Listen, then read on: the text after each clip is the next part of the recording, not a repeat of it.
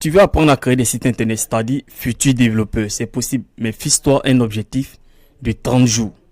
Ces 30 jours-là, tu vas aller sur Open Classroom, cours HTML, CSS. Tu vas commencer à apprendre à écrire du code.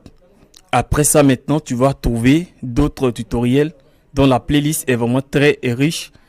Tu vas commencer à suivre. Aussi, il faut comprendre que au niveau du...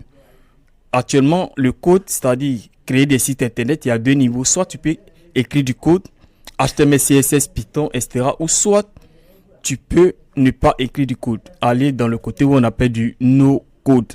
Mais si tu veux être un vrai développeur, il faut commencer par les codes et après maintenant tu ajoutes le no-code comme une option.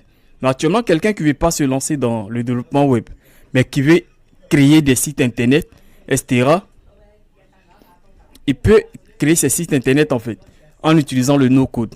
Mais le problème, si vous partez directement dans le no-code, qu'une entreprise décide de vous recruter, ils vont forcément faire un test.